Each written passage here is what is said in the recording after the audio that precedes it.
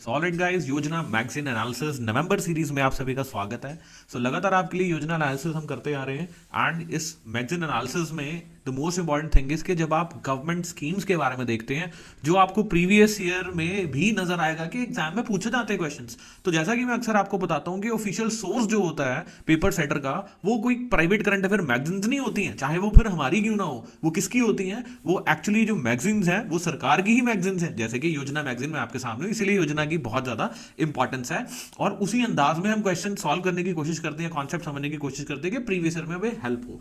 So now what it is talking about, यहां पर बहुत ही बढ़िया कुछ कॉन्स्टिट्यूशन के बारे में मेंशन किया जा रहा है, जैसा कि आपके सामने नजर भी आ रहा है आपको कि कॉन्स्टिट्यूशन के अमेंडमेंट्स के बारे में, इवैल्यूएशन के बारे में, एवोल्यूशन के बारे में बात की जा रही है। इसके साथ साथ the most important thing is कि एआई का क्या रोल है क्रिमिनल इन्वेस्टिगेशन में। ये मेंस की पर्सपेक्टिव से भी बहुत इंपॉर्टेंट है। Digital personal data protection act की पर्सपेक्टिव से बड़ा इंपॉर्टेंट है। भारतीय न्याय संहिता में कैसे आर्टिफिशियल इंटेलिजेंस यूज होती है उस पर्सपेक्टिव से बहुत इंपॉर्टेंट है। तो बिना और टाइम खराब किए इतनी से इंट्रोडक्शन से आपको काफी समझ आ गया होगा, तो हम आगे बढ़ते हैं एंड बात करते हैं 75 years of the Indian constitution, a journey towards absolute glory. एक ऐसा संविधान जिसने हिंदुस्तान की सोसाइटी को एक ट्रांसफॉर्मेशन दी। सो इसीलिए हम अपने संविधान को ट्रांसफॉर्मेटिव डॉक्यूमेंट भी बोलते हैं, हम अपने संविधान को मोर देन पावर मैपिंग बोलते हैं, हम अपने संविधान को ऑर्गेनिक डॉक्यूमेंट भी बोलते हैं, क्योंकि ये चेंज होता जा रहा है, बढ़ता जा रहा है एंड अपने सोसाइटी की नीड्स के अकॉर्डिंग उसको अकोमोडेट कर रहा है। So landmark events along the journey of making Indian constitution, आइए देखते हैं। सो जो जर्नी है वो शुरुआत होती है 1935। ये बहुत इंपॉर्टेंट एक्ट है क्योंकि हमारा जितना संविधान है वो सारा इसी से ही प्रेरित है, 1935 से। और गवर्नमेंट ऑफ इंडिया एक्ट 1935 जो है उसमें बहुत सारी ऐसी चीजें आपको देखने को मिलेंगी जो एज इट इज हमने क्या किया, अपने संविधान में उठा लिया, यहीं से इंस्पायर्ड हो गई या फिर यहीं से कह लीजिए आप कॉपी पेस्ट हुआ था।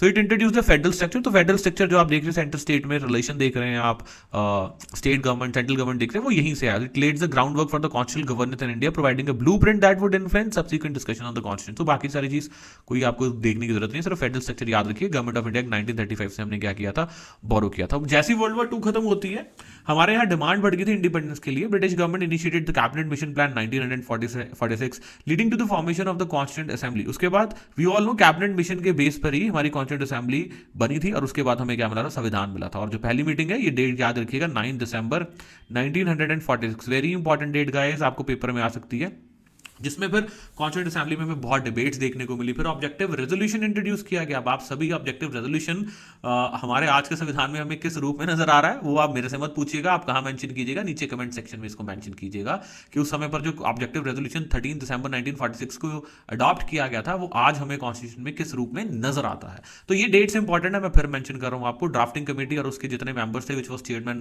Chaired by doctor B R Ambedkar, this was formed in 1947, ताकि हमारा जो कॉन्स्टिट्यूशन है एक बहुत ही बेहतरीन कॉन्स्टिट्यूशन बन पाए, एक संविधान बन पाए। अब उसके और कितने मेंबर्स थे ये आपके लिए सुपर इंपॉर्टेंट है गाइस, सुपर इंपॉर्टेंट। चाहे आप स्टेट पीसीएस का एग्जाम दे रहे हैं, चाहे आप यूपीएससी का एग्जाम दे रहे हैं, आईएएस का, ये आपके लिए इंपॉर्टेंट क्वेश्चन है, मैंने ऑलरेडी मेंशन किया है। So 26 November 1949 constitution was adopted, marking a momentous occasion in the history. The date celebrated annually as the constitution day. We know this, 26 नवंबर आ भी रहा है, तो एनीवे आपको बता दें 26 नवंबर को हम आपके लिए कोशिश कर रहे हैं पूरी, और लेकर भी आएंगे क्या, एक मैराथन सीरीज लेकर आएंगे, पूरा दिन आपके साथ मिलेंगे, बातचीत करेंगे, लेकिन यूट्यूब पर क्वेश्चन एंड आंसर्स के फॉर्मेट में। दिस इज स्पेशली फॉर दोस्त जो पंजाब पीसीएस के लिए तैयारी कर रहे हैं, ताकि वो बच्चों को एक ग्लांस में लेके पेपर में कैसे क्वेश्चंस पूछे जाते हैं। So constitution officially came into effect on 26 January 1950। So date of adoption, date of commencement, ये दोनों चीजें बहुत इंपॉर्टेंट है। 26 November is the date of adoption and 26 January 1950 is the date of commencement of the constitution. 26 November 1949 is date of adoption of the constitution, याद रखिएगा। So the first amendment pass in 1951 was a response to the need for greater clarity regarding freedom and the rights of the minority community, demonstrating the living nature of the document. जैसे मैंने आपको बताया कि हमारा संविधान क्या है, एक ऑर्गेनिक डॉक्यूमेंट। तो अगर आपको सवाल ऐसा भी पूछ लिया जाए, Indian constitution transformative document more than power mapping and organic document, yes it is living document. Is that clear? तो इसमें हम देखते हैं जो इंपॉर्टेंट केसेस भी थे, तो बहुत ज्यादा डिटेल में यहां पर डिस्कस नहीं करूंगा केसेस को, क्योंकि मैंने केसेस के एक प्रॉपर प्लेलिस्ट बनाई हुई है, उसमें मैंने जितने इंपॉर्टेंट केसेस हैं वो सारे मैंने डिस्कस किए गए हैं, वहां पर आप जाके उसको देख सकते हैं। तो that will be very much important for you. Okay, so Kesavananda Bharati case which talked about the basic structure doctrine, यहां पर भी मेंशन्ड है, मैंने वो पूरी वीडियो भी बनाई है, आप जाके उसको भी देख लेना। तो उसके अलावा Minerva Mills case, Union of India 1980, this is also Minerva Mills case में directive principles of state policy and fundamental rights की जो डिबेट थी उसको सेटल किया गया था। और यहाँ पर देखिए आज ही मैं देख रहा था एक पीसीएस में, पंजाब पीसीएस में क्वेश्चन आया हुआ था कि Indian constitution is founded on the bedrock of the balance between director principles and fundamental rights. ये कौन से केस में बात की गई थी, ये क्वेश्चन है। तो देखो जो मेरी क्लासेस में पढ़ रहे हो आप, जो मेरे से बात कर रहे हो, इंटरेक्ट कर रहे हो, मैं बहुत ही एग्जॉस्टिवली डील करता हूँ इन सारी चीजों के साथ जब भी मैं आपसे बात करता हूँ क्लास में, या अगर अभी भी बात कर रहे हैं। तो यहाँ पर तो चलो पॉसिटी ऑफ टाइम के कारण हम उतनी लंबी चौड़ी डिस्कशन नहीं कर पाते। तो जो बच्चे क्लास स्टूडेंट्स हैं दे नो बेटर कि हम क्लास में चाहे पॉलिटी है, चाहे ज्योग्राफी है, चाहे एथिक्स है, चाहे इंटरनल सिक्योरिटी है, चाहे इंटरनेशनल रिलेशंस है, कि कौन सी ट्राजेक्टरी पर जाकर कौन से लेवल्स पर पहुंचकर बातें होती हैं और कैसे कैसे डिस्कशंस होती है, दिलचस्प। Anyway, so Maneka Gandhi case again very much important which was respect to article 21। इसमें ड्यू प्रोसेस ऑफ लॉ के बारे में बात की गई थी and procedure establish by law के बारे में बात की गई थी। इसके साथ साथ आपको एक गोपालन केस भी पता होना चाहिए, आई होप। अगर नहीं पता तो जाइए सीधा प्लेलिस्ट पर और जाके उस प्लेलिस्ट को देख लीजिए, वेरी पॉपुलर केस मिल जाएगा आपको।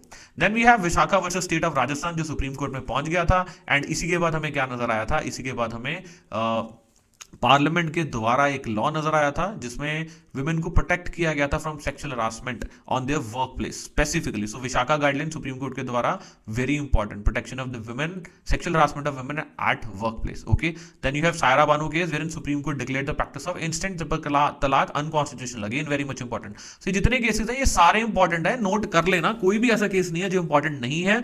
नवतेज सिंह जौहर केस अगेन ये सभी किए हैं मैंने, आपको टेंशन लेने की जरूरत नहीं, सीधा प्लेलिस्ट में जाओ, अगर कोई आपको बहुत डिटेल जाननी है जाके चेक कर लेना, वहां आपको सब केसेस मिलेंगे। So decriminalise what consensual homosexual act by reading down 377। तो 377 को क्या कर दिया था, स्टेप डाउन कर दिया था इस केस में। Then you have Joseph Shine versus union of India जिसने अडल्ट्री लॉ को स्टेप डाउन कर दिया था, अनकॉन्स्टिट्यूशनल डिक्लेयर कर दिया था, और काफी लोगों को बहुत ही बढ़िया फील हुआ था इस जजमेंट के बाद। Anyways, justice K S Puttaswamy right to privacy very important, हर बार आर्टिकल 21 के ऊपर क्वेश्चन आ जाता है, हर बार प्राइवेसी के ऊपर क्वेश्चन आ जाता है, तो इसको मत छोड़िएगा, इसके ऊपर बिल्कुल भी रिस्क मत लीजिएगा। सो आई होप जो इंपॉर्टेंट चीजें थी मैंने आपको बताई वो आपको नोट कर लेनी चाहिए, और बाकी even if you just read it that will suffice the purpose. So अब देखते हैं evolution of the Indian constitution, जिसमें कॉन्स्टिट्यूशनल अमेंडमेंट्स के बारे में देखेंगे। कॉन्स्टिट्यूशनल अमेंडमेंट्स के ऊपर भी मैंने वीडियो बनाई है, देखिए अब योजना बाय चांस की बात है, ऐसी योजना आ गई जिसके ऊपर मैंने ऑलरेडी बहुत काम किया हुआ है, जैसे कि केसेस की बात करें या अमेंडमेंट्स की बात करें, तो आप वो भी जाके देख सकते हैं। सो जो 65% हमारा संविधान है वो गवर्नमेंट ऑफ इंडिया एक्ट 1935 से लिया गया, याद रखिएगा 65%, ये नंबर जो है याद रख लेना, 65% हमारा संविधान है गवर्नमेंट ऑफ इंडिया एक्ट 1935 से ही लिया गया, क्योंकि इतना इंपॉर्टेंट था। देखो अंग्रेज जो थे वो रूल ऑफ लॉ में विश्वास रखते थे, रूल ऑफ लॉ में विश्वास रखते थे, इसलिए लॉ लेके आते थे। अब लॉ सही हो या गलत है उस पर उनका कोई लेना देना नहीं था, लॉ का होना ही बहुत था सिर्फ ये तय करने के लिए कि न्याय हो रहा है या नहीं हो रहा है। अब लॉ गलत है तो कुछ नहीं किया जा सकता था, लेकिन हमारे संविधान ने बोला लॉ गलत नहीं चाहिए, लॉ सही चाहिए, जिसमें रीजनेबिलिटी हो, फेयरनेस हो, जस्टिस हो, इसी को हम क्या कहते हैं, ड्यू प्रोसेस ऑफ लॉ। लाजवाब। चलिए आगे। So constitutional amendment of a federal constitution. So as far as many 106 amendments have been carried out in our constitution, after so many amendments the Indian constitution stands significantly altered from its original form. Acharya Kripalani had commented that after 42nd amendment 1976 he could see only amendment and no original constitution. Anyway 42nd के effect को खत्म करने के लिए 44th constitutional amendment भी आ गई थी और उसको खत्म कर दिया गया था। आगे चलते हैं, procedure for amending the constitution, यहां पर देखने की बजाय मैं ही आपको बता देता हूं वो क्या है जी, कैसे आप संविधान को अमेंड करते हैं। दो तरीकों से, एक तो सिंपल मेजोरिटी से करते हैं आप, एक करते हैं स्पेशल मेजोरिटी से, एक करते हैं special majority with ratification of half of the states. तो गाइस ये जो आपको दो चीजें नजर आ रही हैं, मैंने आपको तीन तरीके बताए, 1 तो 2 एंड देन दिस इज 3, ये 2 and 3 है, ये आर्टिकल 368 के अंडर आता है। ये जो इस तरीके से आप कॉन्स्टिट्यूशन को अमेंड करते हैं ये 368 आर्टिकल के अंडर नहीं आता है। जैसे कि आर्टिकल हम 3 की बात करें या आर्टिकल 2 की बात करें, they not constitutional amendments under article 368 दो देयर कॉन्स्टिट्यूशनल अमेंडमेंट्स। जैसे यहाँ लिखा है देखो, आर्टिकल 2 क्रिएटिंग और altering there areas boundaries, article 3 की बात है। सो एनीवेज चलें आगे, सुनाओ। अब देखते हैं 42nd अमेंडमेंट जो मैंने आपको ऑलरेडी डिस्कस किया कि अच्छा केशवानंदा भारती केस, हमने अभी बात की केशवानंदा भारती केस के बारे में कि क्यों इट इज इंपॉर्टेंट, बिकॉज यहाँ पर बेसिक स्ट्रक्चर डॉक्ट्रिन के बारे में जिक्र किया गया था। फिर मिनर्वा मिल्स केस भी देखा, ये भी मैं आपको समझा चुका हूँ। 9th schedule is very much important, क्यों, क्योंकि 9th शेड्यूल कहाँ आया था, फर्स्ट कॉन्स्टिट्यूशनल अमेंडमेंट से आया था। और जब ये फर्स्ट कॉन्स्टिट्यूशनल अमेंडमेंट से 9th शेड्यूल आया था तो इसने क्या ऐड किया था, I mean first constitutional amendment 31A and 31B आया था। अलॉन्ग विद दिस 9 शेड्यूल आया था जो कह रहा था कि अगर किसी भी लॉ को प्रोटेक्शन देनी है तो 9 शेड्यूल में डाल दो, तो जुडिशियल रिव्यू से क्या हो जाएगा, हमारा बचाव हो जाएगा। सो ये था जी 9 शेड्यूल। एंड फर्स्ट अमेंडमेंट देखिए, the main objective of the amendment were to place reasonable restriction on laws made on various grounds. अब ये क्यों था, जमींदारी सिस्टम को अबॉलिश करने के लिए, लैंड रिफॉर्म्स लाने के लिए फर्स्ट अमेंडमेंट की गई थी। लंबी चौड़ी डिबेट है, आप बेसिक से डॉक्ट्रिन का हमारा केस देख सकते हैं। ये केस के मैं कहोगे तो लिंक्स भी नीचे डलवा दूंगा और डलवाई दूंगा, एनीवे आप जाके देख लेना। एंड ये स्क्रीनशॉट भी यहाँ आपको नजर आ रहा होगा हमारा, तो ये स्क्रीनशॉट आप देख लीजिएगा, ये सारे केसेस के स्क्रीनशॉट्स भी आपको नजर आ रहे हैं जैसे जैसे मैं आपको बताता जा रहा हूँ, तो उसको भी जाके देखो तो आपको ज्यादा क्लैरिटी आ जाएगी। Then 7th amendment was to implement reorganise the state on linguistic basis पे स्टेट्स को रीऑर्गेनाइज करना, और कौन सी कमेटी थी, फाजल अली कमीशन था जी, याद रखिएगा, Fazal Ali commission. Then 42nd amendment very important, जिसको मिनी कॉन्स्टिट्यूशन भी बोला जाता है, जिसमें बहुत चेंजेस की गई थी और directive principles of state policy को क्या अपर हैंड दे दिया गया था। Then fundamental rights. Then 44th amendment इस चीज को खत्म करने के लिए, 42nd के इफेक्ट को खत्म करने के लिए 44th amendment. However, the most striking change was made in the right to property so long as it remained a fundamental right. ये problematic था किसके लिए, सरकार के लिए। वो प्रॉपर्टी एक्वायर नहीं कर पाती थी, क्योंकि जैसी सरकार प्रॉपर्टी एक्वायर करने जाती थी, लोग जो थे वो सुप्रीम कोर्ट पहुंच जाते थे, तो सरकार ने सोचा निकाल लीजिए इसको, राइट टू प्रॉपर्टी को as a fundamental right. So 44th amendment से आपको क्या नजर आता है कि इसको फंडामेंटल राइट के तौर पर नहीं लाया गया, फिर उसको क्या बना दिया गया, लीगली आप कॉन्स्टिट्यूशनल राइट कह सकते हैं। सो 300A में हमने क्या किया, इसको 300A में हमने इसको प्लेस कर दिया। Is that clear guys? यहां तक कोई किसी को दिक्कत हो तो आप नीचे कमेंट सेक्शन में कर दीजिएगा, I will be addressing your problems as well. Anyway आगे चलते हैं और 300A के बाद आगे बढ़ते हैं। सो 52nd amendment, this is also very much important. Anti defection law किसके समय पर था, ये प्रधानमंत्री राजीव गांधी थे इस समय पर जब एंटी डिफेक्शन लॉ आया था। Then 61st amendment, that was कि हमारा जो वोटिंग एज है 21 ईयर से 18 साल कर दिया गया था, and this was also very big thing. Then 73rd, ये क्या किया गया था, डिसेंट्रलाइज किया गया था पंचायती राज इंस्टीट्यूशन को, very much important. 99th amendment, collegium system, supreme court and high court by establishing national judicial appointment commission. 101st amendment, GST जो रिफॉर्म्स आए थे। Then 106th amendment which is 33% reservation for women in Lok Sabha and state assembly, लेकिन ये अगले parliament election से होगा, अभी नहीं होगा, ठीक है जी। आई मीन टू से जो निकला था पार्लियामेंट के इलेक्शंस, उसमें हमें ये विटनेस नहीं करने को मिला था। Now this is very much important. Article 21A which declares that state shall provide free and compulsory education to all children जिनकी एज 6 से 14 साल के बीच में है, in such a manner as the state may decide. Okay ji, social justice promote करने में हमारा जो संविधान है वो क्या काम कर रहा है या नहीं कर रहा है। So fundamental rights aim to promote social revolution by establishing a society in which सारे citizen would have equal freedom from compulsion और कंस्ट्रेंट्स। ठीक बात है, अच्छी बात है। हमारा ट्रांसफॉर्मेटिव डॉक्यूमेंट तो है ही है, मैंने ऑलरेडी आपके साथ बात की, ग्रैनविल ऑस्टिन ने बहुत लंबी चौड़ी डिस्कशन की हिंदुस्तान के संविधान के ऊपर। राजीव भार्गव ने भी बोला है कि जो Indian constitution it was intended to free society from the constraint of establish the social hierarchy. जो सोशल हायरार्की एस्टैब्लिश हुई थी उससे निकालना और इंसानों को क्या देना, liberty, equality, justice, fraternity and much more equality than that which has been actually given.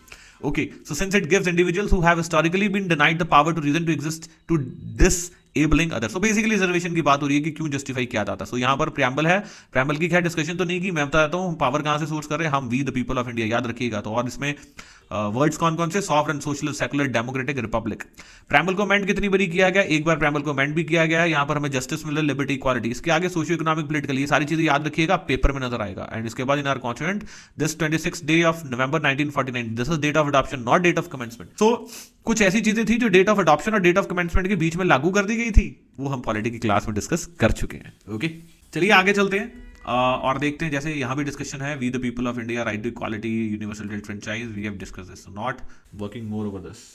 चलिए आगे, future of AI, navigating profiling concerns and criminal investigation. So in the fast paced world of technology, जो artificial intelligence है is not just a tool for convenience, it is becoming a cornerstone of how business and government और societies operate.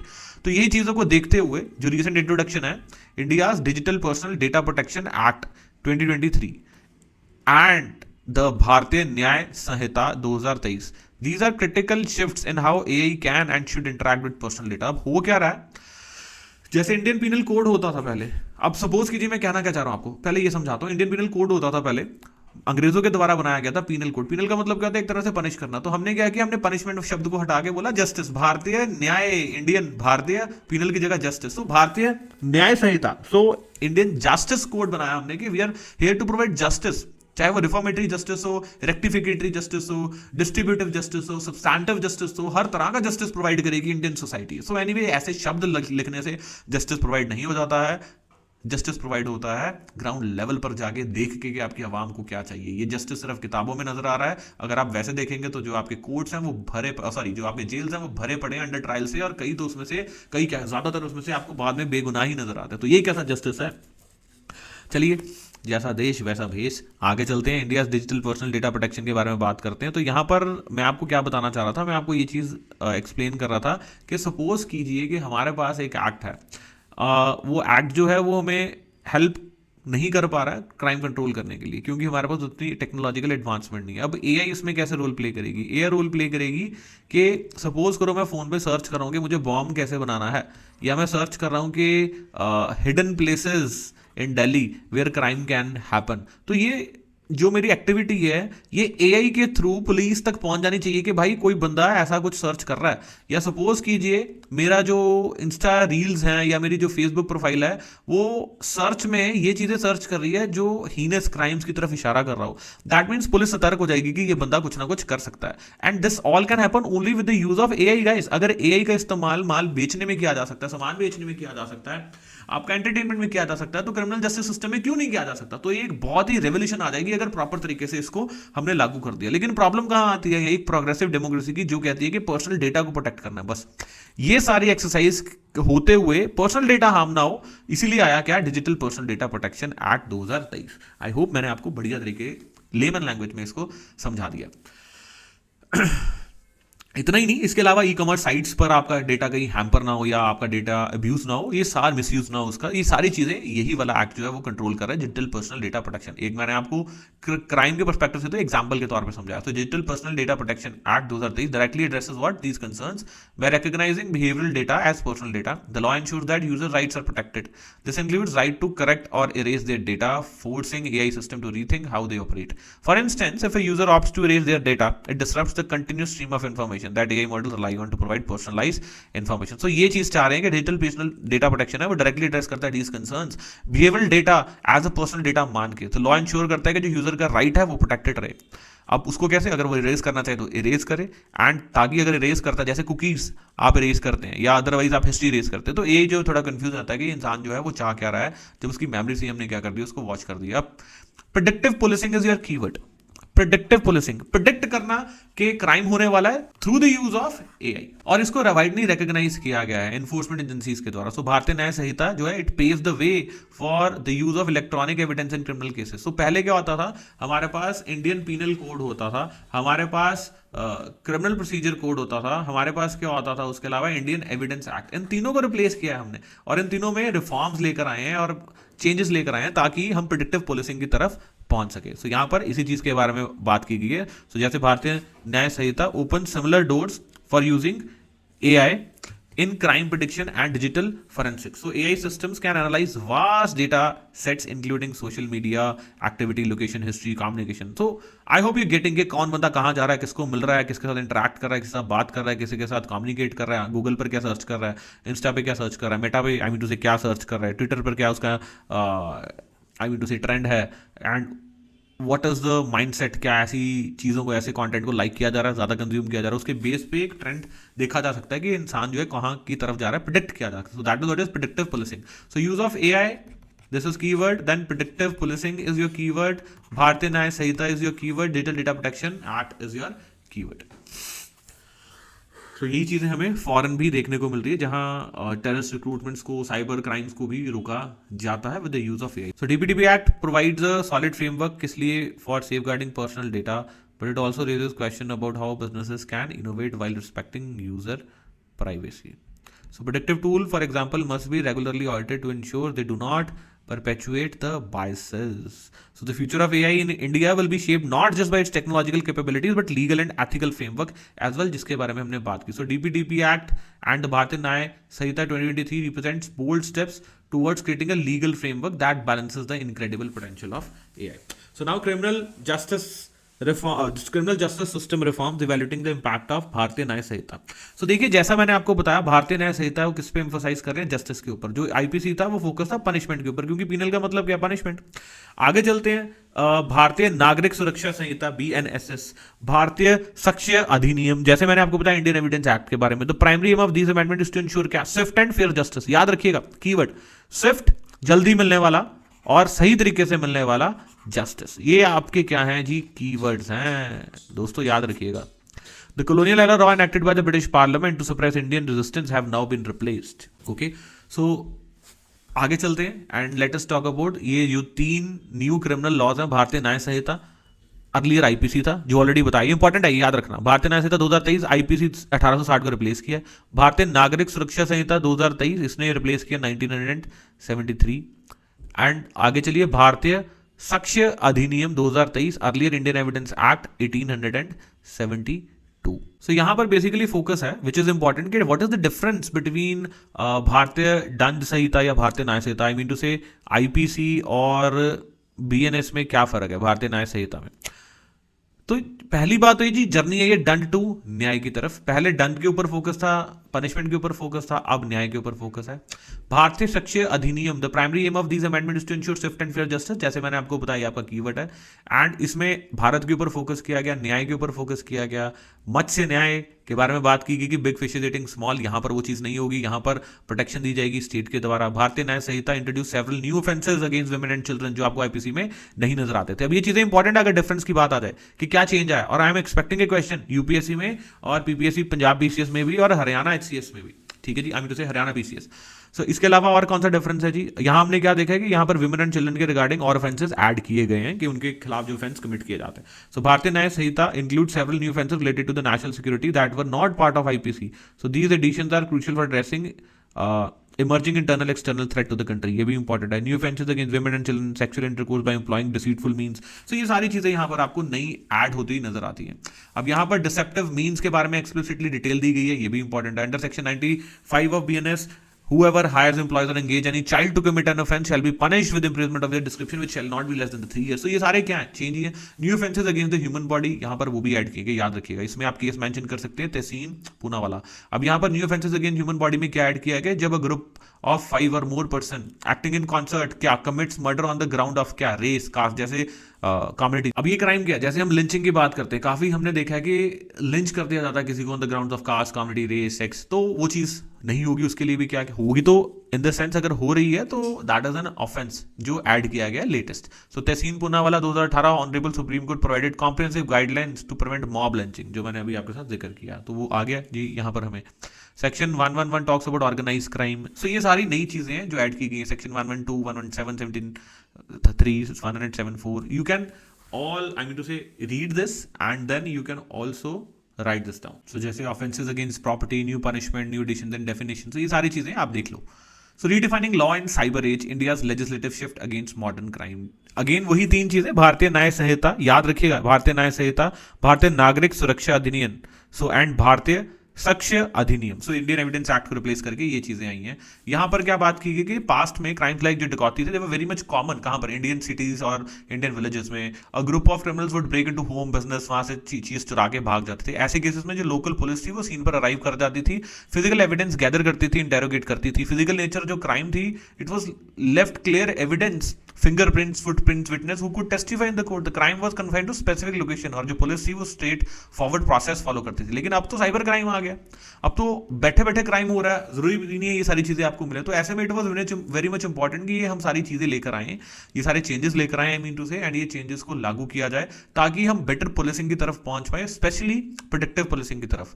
So Bharatiya Nagarik Suraksha Sanhita focusing on improving the security of Indian citizen. अब ये क्या क्या चीजें हमें दे रही है, जैसे भारतीय न्याय संहिता क्या करी है, significant shift in India's criminal justice framework, क्या एक्नॉलेज करी है, cyber crime requires a more nuanced approach than traditional crimes.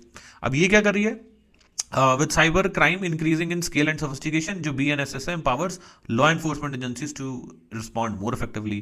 यहाँ पर BNSS mandates that forensic audits be conducted in cases where the punishment exceeds 7 years, particularly cyber crimes, ठीक है, that involve significant financial fraud, data theft और digital sabotage. यहाँ पर digital world gathering evidence is not a straightforward as it is in physical crime. वे हमें पता है कि डिजिटल क्राइम हो रहे डिजिटल वर्ड में ऐसा नहीं है जैसा कि फिजिकल क्राइम में हम इन्वेस्टिगेट कर लेते या गैदर कर लेते एविडेंस को। सो उसी के अकॉर्डिंग हमें एक ऐसा भी सिस्टम चाहिए था जो उसको एड्रेस करे, एंड यही सारा जो चेंज हमें देखने को मिल रहा है, चाहे BNSS है चाहे BSA है। सो BSA is introducing what stringent protocols for preserving digital evidence, ensuring its integrity throughout the legal process। So one example is in the prosecution of online identity theft in cases जैसे evidence could include IP logs, financial transaction histories, intercepted communication. ये सारे अगर हाथ लग जाते हैं जो digital frauds करते हैं तो फिर प्रॉब्लम हो जाती है। तो यहाँ पर एक प्रॉपर क्लियर कट फ्रेमवर्क दिया गया। तो अगर डिफरेंस की भी बात है तब आप इन चीज़ों को भी क्या कर सकते हैं, मेंशन कर सकते हैं guys. So guys, that was all for this video of योजना। I hope you find it helpful। ऐसी वीडियोस और लेकर आते रहेंगे आपके लिए, ताकि आपकी जो तैयारी है वो आसान होती रहे और आपको पता लगता रहे कि क्या इंपॉर्टेंट है एग्जाम पर्सपेक्टिव से। Thank you very much.